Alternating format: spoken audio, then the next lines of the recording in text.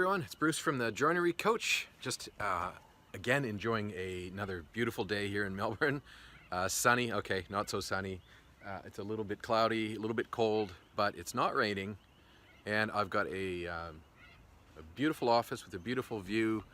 As you can see behind me here, there's just an awesome space. And yeah, I've got something I've got to get off my chest today, and I thought I'd share it with you. Anyway, hope you're doing really great. I'm going to take a minute here and delve into something that might offend a few people, it might piss a few people off, but that's okay. We've got to start talking about this as an industry. I've got something that's really been bugging me for a while, and it should be bugging you if you run a joinery business and you're one of my clients. You can kind of relate to this. And the more I think about this, the more I think that this is just something that has to change. We've really got to get our shit together here in this industry and make some changes. You know, we talk to tradies, and there's all kinds of coaches and consultants out there that are saying, I help tradie businesses improve, and I help this tradie thing. Well, if you're a cabinet maker working in a cabinet business, you're a tradie. If you're a chippy, if you're a carpenter, you're a tradie. If you're an electrician, you're a tradie, and you're running a business.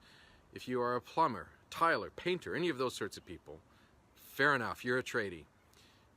If you are a cabinet making business owner, you're not a tradie. Number one, you're not a tradie. You might be a tradesman, but what you are is a business owner. And what you need to do is figure out how to turn your business into a profitable investment. So there's all kinds of people out there that are saying, we can help you, we can help you. We help trades businesses become successful. You're not a trades business, you're a manufacturing business. And it's about time that we get our head around this, that we're not trades-related businesses. You might have tradespeople working for you, you may not. In many cabinet-making businesses, you actually don't need tradespeople, you need good people. Hey Gary, you need good people working for you that'll follow good processes. And if you don't have good processes, it doesn't matter if you're a tradesman or whether you're just a good person. You're not going to be able to make this business work. So let's get over this we have to be a tradie to run a cabinet making business, because it's just not true. You know, you have to be a good business owner that knows how to run a manufacturing business. And you might need one or two good tradies working for you. So that's the first thing that's really been bugging me, and I wanted to just get it out there today and just get people thinking about this, that, you know, if you are a small manufacturer of any kind, and in this case I help people that make cabinets and joinery and shop fitting, you're not a tradie, you're a business owner, and it's time to act as one. You know, it's time to start turning your business into the profitable investment and, you know, that lifestyle that you wanted when you first started. Stop thinking like a tradesman. Those are the people on your factory floor. So that's the first thing. The second thing is, because we're not tradies, we're not contractors, we have to start putting ourselves in the manufacturing category and stop letting builders, who are our clients and some of the people we're working for, call us tradies. We're not. We're a manufacturing business that, in many cases, the builder sends you the specifications, asks you to build something, has you manufacture it for them, and buys it from you. Just like walking into Bunnings or IKEA or Freedom or any of these other places that sell kitchens off the factory floor, or in their case their showroom floor, or wherever their factory is. Walk into Bunnings, walk into Freedom, walk into IKEA, buy a kitchen. Guess what they do? They tell you, buddy, you can't pay for this. You can't take it away from you unless you pay for it. Install it into the house you're building, that's fair enough. But why do we as cabinet manufacturers and people who we extend ourselves even farther than these, you know, the Freedoms and the IKEAs and those sorts of places where we design custom stuff, lump ourselves into this contractor category and allow a builder to stretch us out in payments 30, 60, 90, 120 days just because we've allowed it to happen. So here's the big rant for the day. Us as an industry, we've got to make some changes. You know, it's up to us in this industry to make these changes. We've allowed these contractors, these builders as our clients, to do this to us.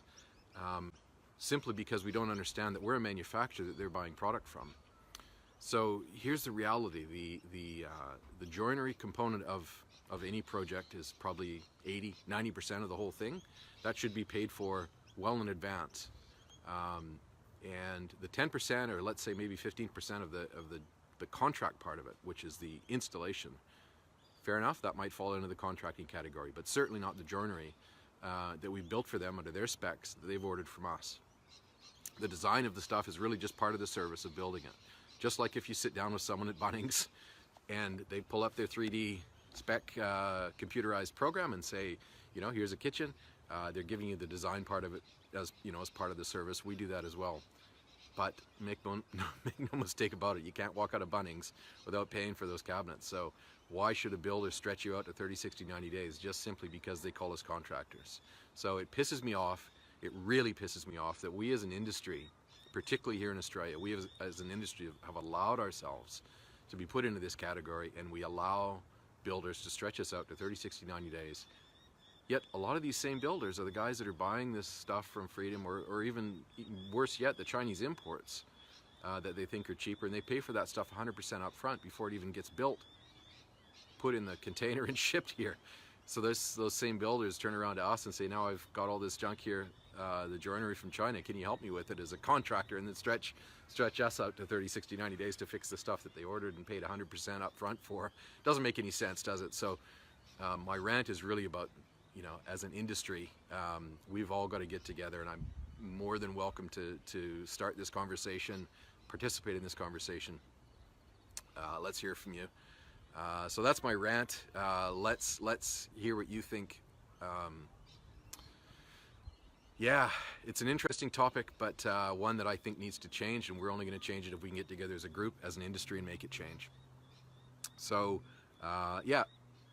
Hit the like button, hit the dislike button, send a rant comment back to me, whatever you like, but that's my rant for the day, and hope to hear from you. Bruce from the Joinery Coach, peace out.